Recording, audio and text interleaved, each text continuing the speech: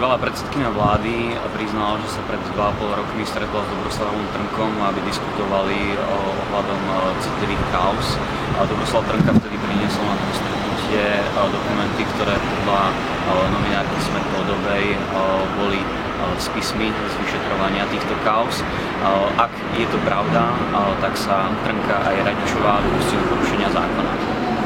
Ide predovšetkým o to, že ani generálny prokurátor nemá právo pobehovať s vyšetrovacími spismi, ktoré obsahujú citlivé údaje v aktovke hore dole po meste, ako sa mu zachce.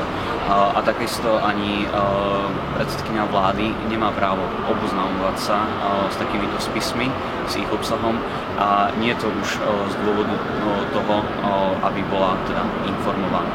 Po zverejnení blogu pána Mikletiča obaja zúčastnení aktéri začali výrazne negovať informáciu o tom, že by sa v tomto prípade jednalo o spisy. Nemyslíme si, že je dôležité, že kto koho v tomto prípade vydieral alebo nevydieral, kto od koho akú službu požadoval. Politika nech ide bokom, ide hlavne o to, že ak bývalý generálny prokurátor a bývalá predsedkyňa vlády študujú informácie, ktoré sú obsahom vyšetrovacích spisov, tak dochádza jednoznačne k porušeniu zákona a mali by za to niesť patričnú zodpovednosť. Občania v súčasnosti pociťujú neochotu spolupracovať s orgánmi činnými v trestnom konaní.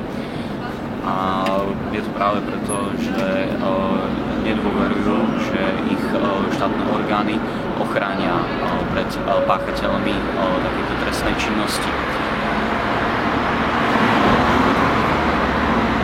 Ak sú tieto medializované informácie pravdivé o narábaní Dobroslava Trnka, bývalého generálneho prokurátora a bývalej predsedkyne vlády so spismi, ak sú tieto informácie pravdivé, tak dôvera občanov, predstaviteľov a inštitúcie štátu vrátane orgánov činných v trestnom konaní bude ešte o to viac naštrbená a oslabená.